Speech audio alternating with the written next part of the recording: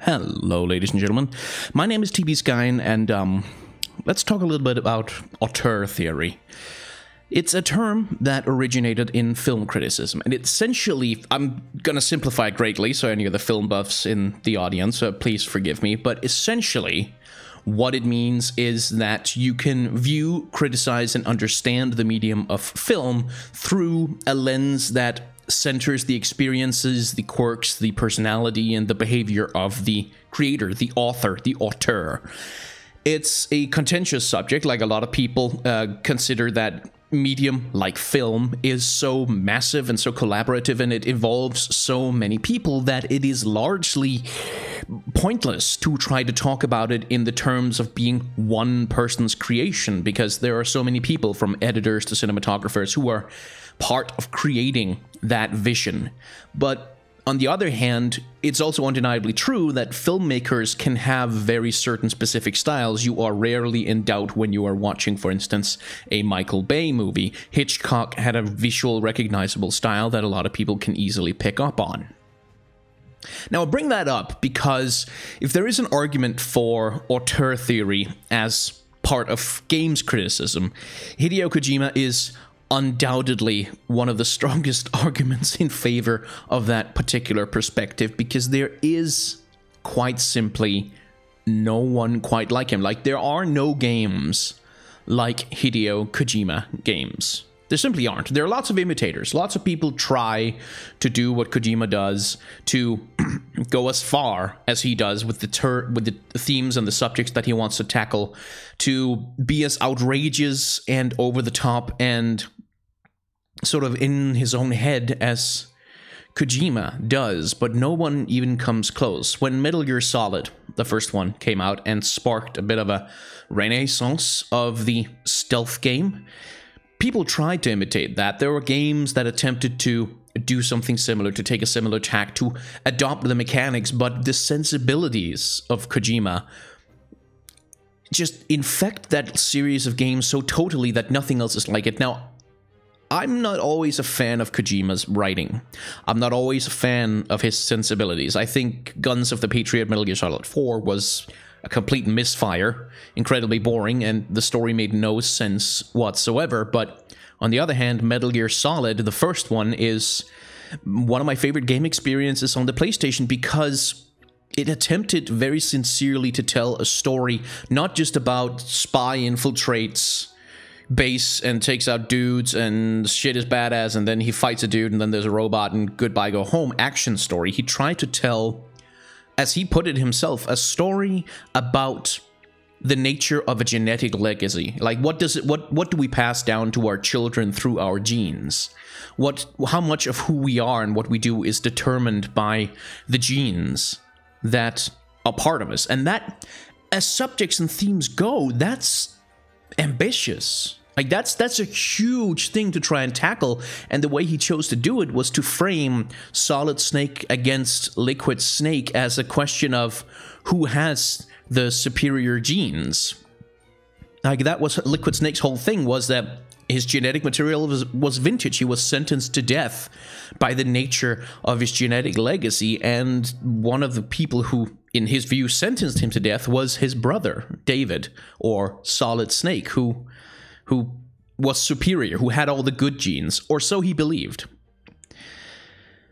Anyway, my point is, that's when you play a sneak stealth infiltration shooty bang bang game, that's not the kind of thematic you expect. In fact, it's a thematic that I don't think I see any games, really, that attempt even to do what Kojima does with the themes and thematics of the games that he creates.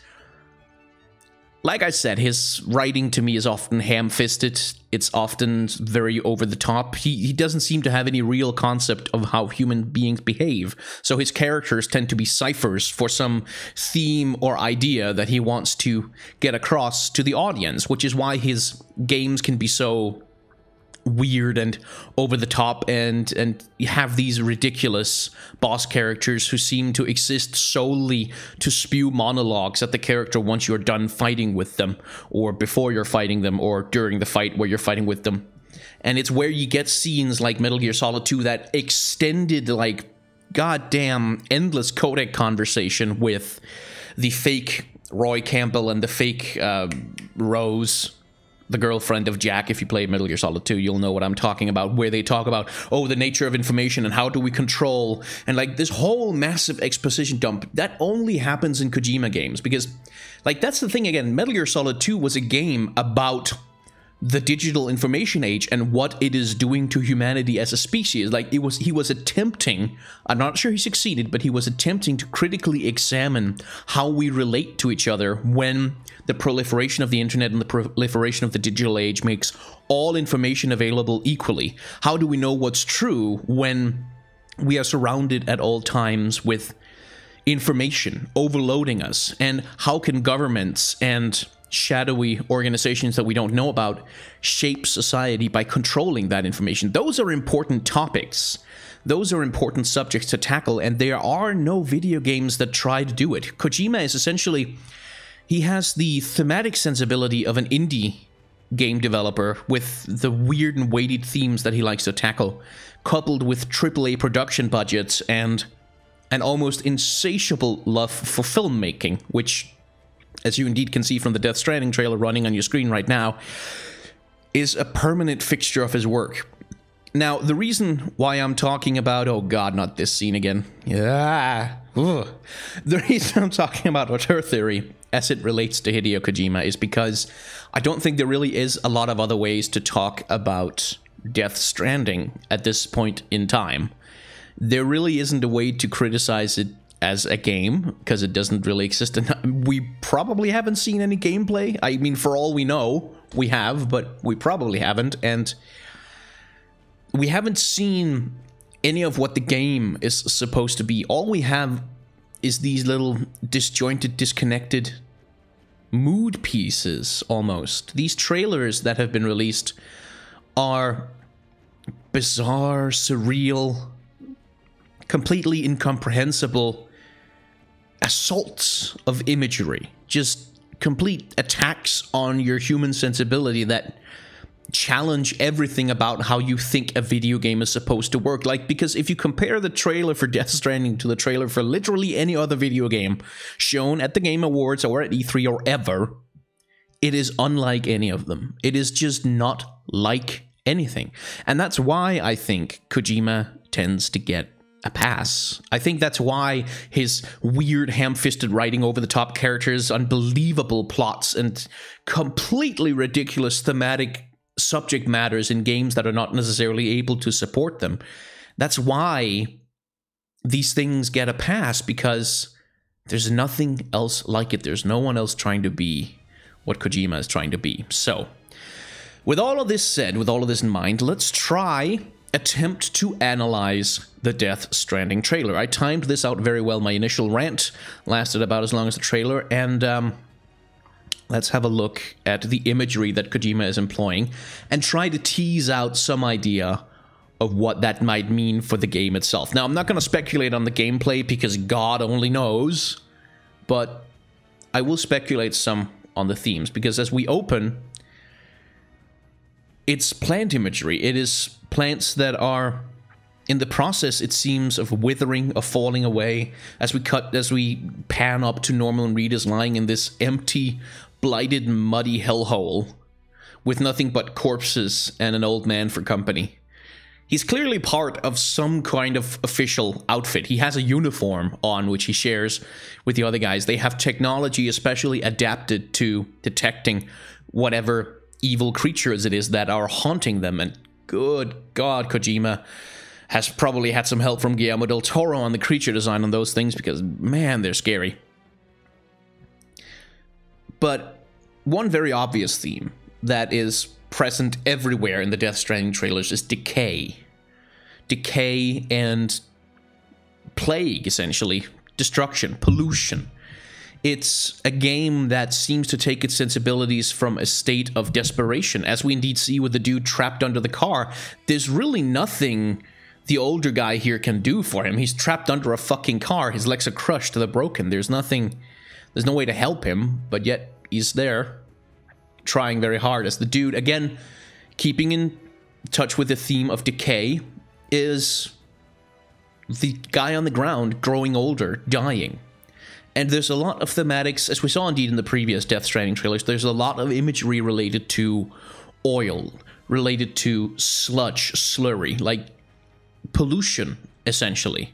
And we can see it even here, as these handprints seem to be forming in, like, when you look at the side of the car as it lies there, the way that the handprints are forming on it, it's almost like the car is covered in like a film of grease and muck that's being pressed away by whatever the fuck these creepy ass creatures are. And I am very curious about it. Let's see if I can find... Yeah, here we go. Here we have a corpse, one imagines. It looks like a body bag, just wildly flailing as it dissolves into a puddle of what looks like dark, deep, greasy oil. And there's something else interesting that happens here that I could not quite parse. But, creatures. Those creatures, like, why do they have hands for feet? Why is that a thing? Why is it? And also, what happens here? The ground under Norman Reedus' foot starts glowing, almost red hot, and fire, almost like steam, starts to appear where it seems to be burning. There's no particular reason for that. It doesn't seem to be necessarily tied to the creature that's coming for the rapidly aging dude under the car. And then there's the baby imagery. That's one of the things to notice, is that it's not 100% clear from the very vague, shadowy figures we see here, but there's a lot of umbilical cords in this trailer. There's a lot of umbilical cords, which, when it comes to themes of motherhood and the responsibility for creation, there aren't a lot of stronger visual metaphors for that. The umbilical cord is the literal means by which a mother sustains the life of her child. And as we saw in the previous Death Stranding trailer with naked Norman Reedus waking up on a beach, clutching a baby, which also had some good God, some imagery in that vein. It's very much the game. Let's try and step back a second. Between the baby imagery and the umbilical cords and the sludge and the oil and the nature imagery, the corruption imagery, the use of pollution, the use of broken cars, broken industrial things, the broken refuse of humanity, the game seems to be one that is very focused around pollution, about the responsibility that people have for the things that they create. Children, for instance, babies, are very much the responsibilities of their parents.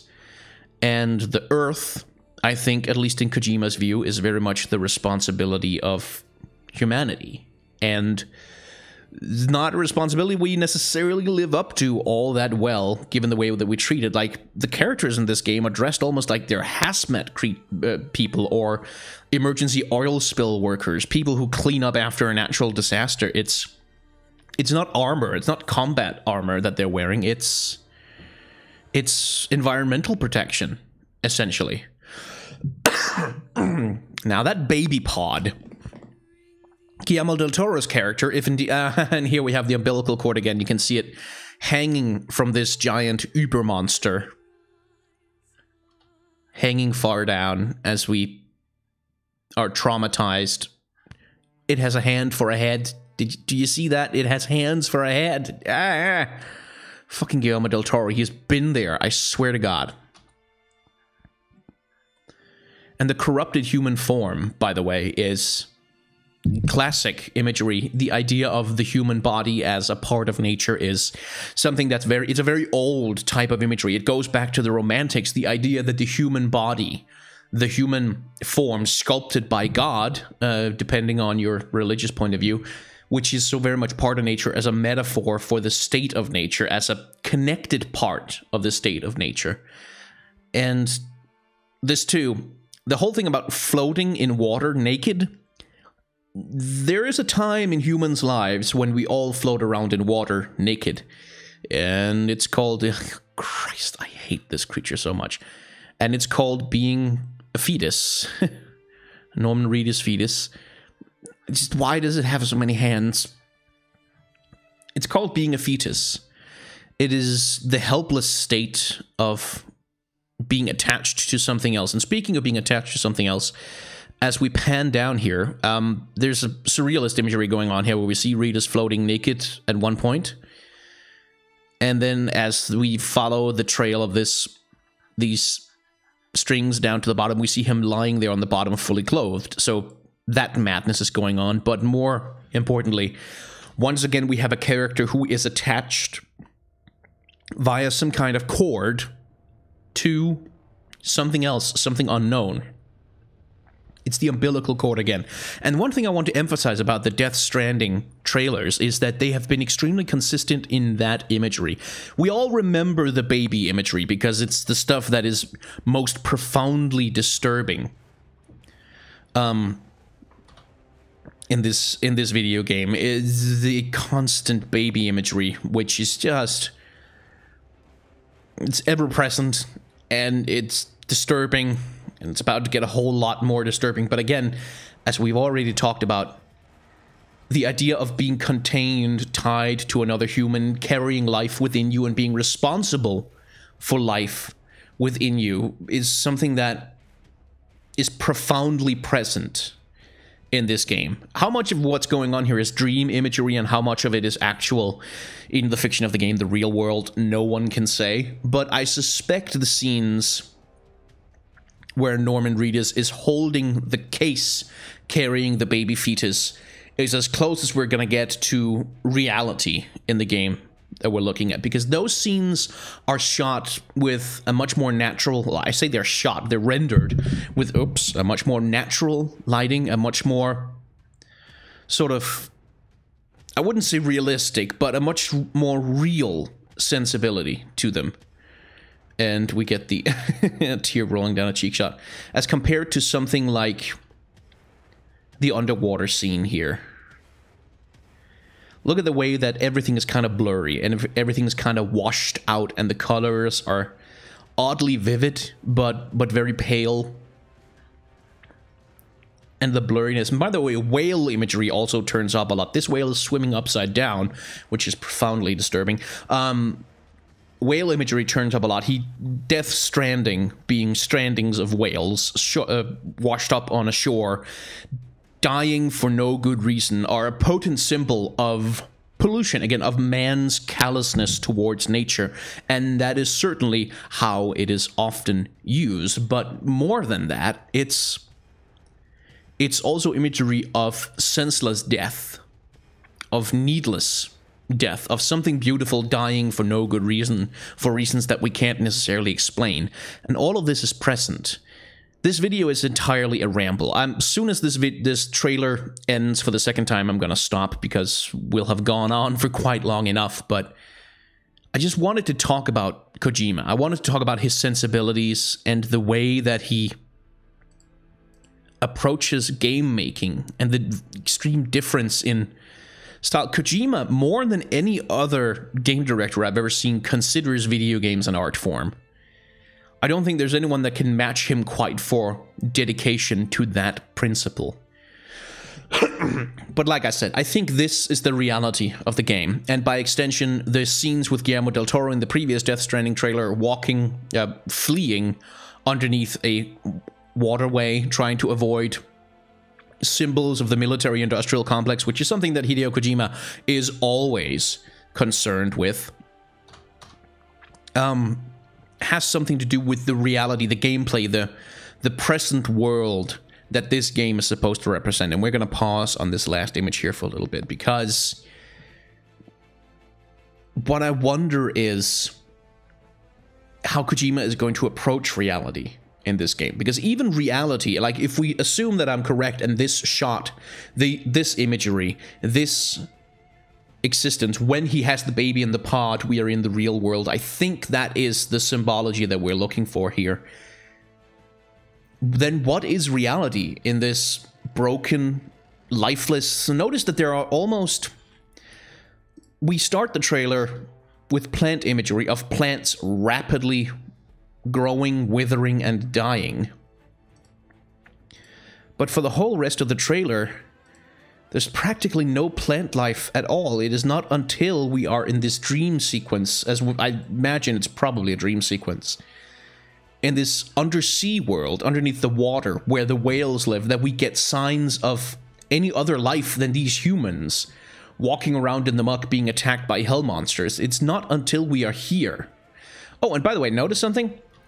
These little tardigrade creatures swimming around Norman Reedus here, in this dream sequence, they show up again when he wakes up. And 3, 2, 1. He vomits. There they are again.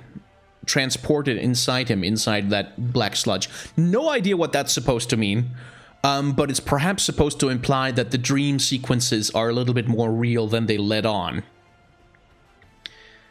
Speaking of the military-industrial complex, by the way, like I said, it's something Kojima has concerned himself with extensively. Guns of the Patriots Metal Gear Solid 4 was entirely about the effects of the military-industrial complex, in the same way that Metal Gear Solid 5 is very much a game about colonialism and imperialism, and Metal Gear Solid 2 is very much a game about government control over information.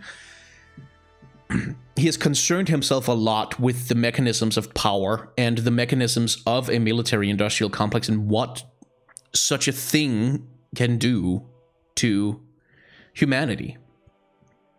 I really want this image for a wallpaper, by the way, but without the hashtag on it. I'm sure I can find it somewhere. And I think that's going to tie into it again, because like I said, there's probably a lot of themes of environmentalism going on in this game. There's probably a lot of themes about humanity's responsibility for creation, for humanity itself, and for the world, for people, for nature, for the animals that live here, for the things that we've done to our environment. Those themes are probably going to be present, and I don't think Kojima is going to be able to uncouple that from his relentless fascination with criticizing the ways in which humans make war on each other, the ways in which humans create nations and pit them against each other. Kojima, despite being a person who is incredibly fond of war imagery, of military imagery, of guns, and of all the trappings and all the glory of organized military power, and the secret spy stuff that he displays relentlessly in his games, and the endless codec conversations laying out every bit of minutiae about every weapon and every piece of technology and military technology. Kojima is someone who's intensely critical of those things. So I think that's going to be in Death Stranding as well. But this has been a bit of a vague and weird rant video. That, yeah, I know, it doesn't make a lot of sense, but then neither does Death Stranding. My name has been TBSky, and if you enjoyed this video, you should feel free to leave a comment down below telling me what you thought of what I said. If you have any questions about what I think about this trailer, want me to expand on some thoughts or something, well, you should feel free to leave that down there too. I read all of my comments. I try to respond to as many of them as I have useful answers for. If you want to leave a like, that is very okay. If you want to subscribe, I am always pleased to have you. And if you just want to watch this video and go do something else with your life, that is okay too. Hideo Kojima is a weird man. This video didn't make a whole lot of sense either, but here we are. I'm going to be playing the shit out of this game when it comes out, because even if it's not good, even if it's awful, even if it's boring and convoluted and doesn't make any sense and the controls are shit, it's not gonna be, because Kojima generally works with people who can make a functional video game. It's going to be something fascinating, something unique, something nobody else does and nobody else probably will ever do, because there is nobody like Kojima. Thank you very much for watching.